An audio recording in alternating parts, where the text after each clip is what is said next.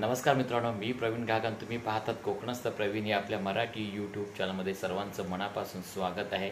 तर आज आपण चाललो गावी, म्हणजेच कोकणाचं जे गावचं घर आहे ते घर बांधायचं आहे. त्याच्यासाठी मिस्त्रींना भेटायला जायचं आहे.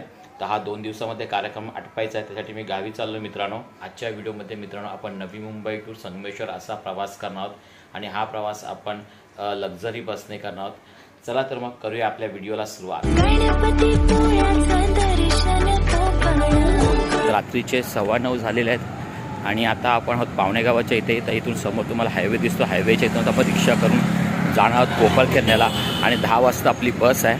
तर आता मित्रांनो आपण डायरेक्ट भेटूया कोकळखेरण्याला. चला.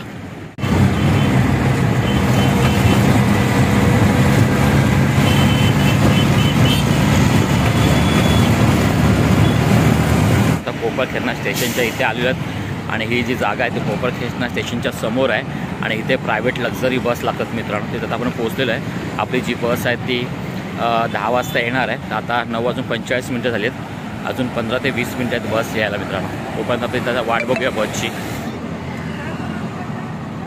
समोर बघू शकताय, समोर आहे रिलायन्स हॉस्पिटल आहे, कोकिलाबेन धीरूभाई अंबानी हॉस्पिटल आहे. समोरच्या साईडला कोकळखेरणा स्टेशन आहे. त्या कोकळखेरणा स्टेशनच्या समोरच आपण उभे आहोत आणि इथे सर्व ज्या प्रायव्हेट लक्झरी बस थांबतात, इथे ज्या प्रायव्हेट लक्झरी बस यायला सुरुवात झाली आहे मित्रांनो.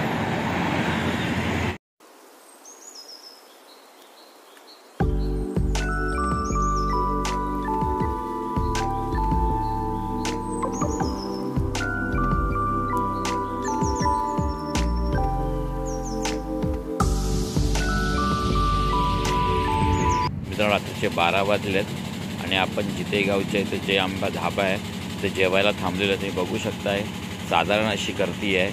जशी गणपतीला गर्दी किंवा शिमग्याला जशी गर्दी असते तशी गर्दी नाही आहे बघा. नॉर्मल अशी गर्दी आहे आता इकडे.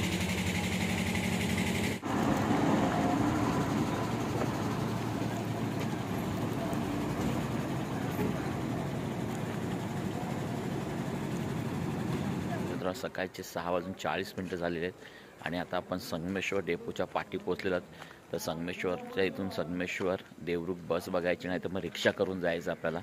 आता सकाळचं तुम्ही माझ्या पाठी वातावरण बघू शकता. काय छान असं सकाळचं गावचं वातावरण आहे कोकणातलं. कोकणातलं सकाळचं वातावरण बघा. थंडी आहे पण एवढी अशी थंडी नाही, साधारण थंडी आहे. आपल्याला समोरच्या साईडला जायचं आहे. हा रिक्षा स्टँड आहे डेपोच्या पाठचा.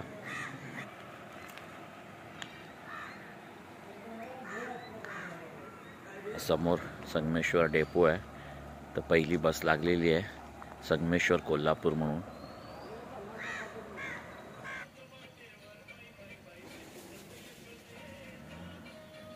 संगमेश्वरवरनं काठीवलीत जाण्यासाठी किती रुपये घेतात भाडं ते विचारूया. एकच रिक्षा दिसते इथे. चला आज आपण रिक्षा पण भेटलेली आहे. तर रिक्षात निघूया आता आपल्या काठीवलीत जायला.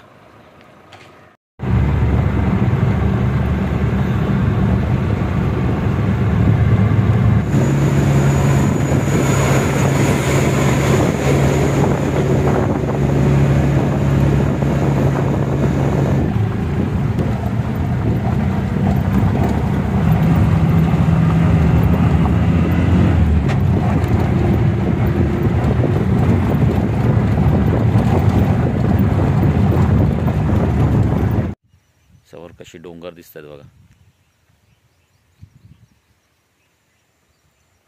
गुड मॉर्निंग मित्रांनो. सकाळचे 6:15 झालेले आहे आणि आता संगमेश्वरपासून आपण रिक्षा करून आपण आपल्या गावी म्हणजे काठीवलीत पोहोचलेला मित्रांनो. सकाळचे 6:15 झालेले आहे. संगमेश्वरपासून 350 रुपये सांगितले रिक्षावाल्याने, पण बार्गिंग केल्यानंतर 300 रुपयामध्ये काठीवलीमध्ये सोडलेलं मित्रांनो. पाहिजे तशी थंडी नाही आहे अजून, पण काल 2 रिक्षावाले काका सांगत होते की 2 दिवस चांगली थंडी पडली होती, पण आता थंडी आज जरा थंडी कमी आहे.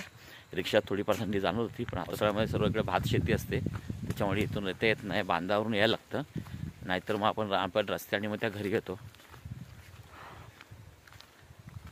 समोर तुम्हाला दिसते ती भाजी लावलेली आहे आणि समोर तिथे आपलं घर आहे. तर नारळाची झाडं दिसतात ते समोर आपलं घर आहे.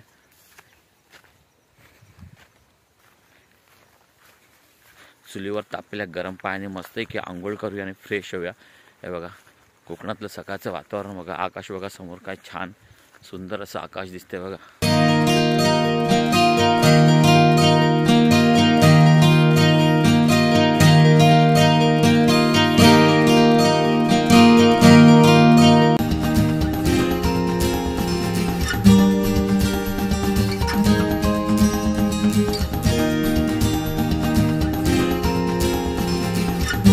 आपलं जे गावचं घर आहे ते गावच्या घरच्या इथं पोचलेलं बघू शकता. बाजूला कसं गवत वाढलेलं आहे आणि हे आपलं गावचं छोटं खाणी सुंदर असं घर आहे. आणि घराच्या ह्या आजूबाजूला हे बघा, ही अशी झाडं आहेत.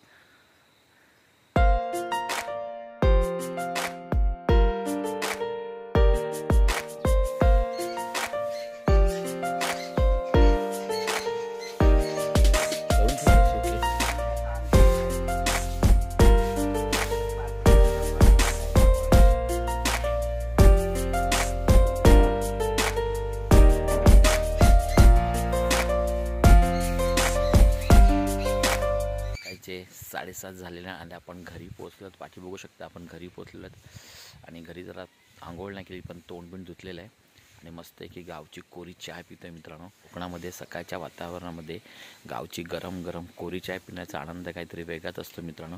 तर आता आनंद घेतोय मित्रांनो हा चहा पिण्याचा. तर मित्रांनो आपला हा व्हिडिओ तुम्हाला कसा वाटला हे मला कमेंट करून कळवा. आणि मित्रांनो हा व्हिडिओ तुम्हाला आवडला असेल तर व्हिडिओला लाईक करा, शेअर करा आणि आपल्या चॅनलवर तुम्ही नवीन असाल तर प्लीज आपल्या चॅनलला सबस्क्राईब करायला विसरू नका. तर भेटूया पुन्हा अशाच एका नवीन व्हिडिओमध्ये. तोपर्यंत गुड बाय, टेक केअर आणि आपली काळजी घ्या मित्रांनो.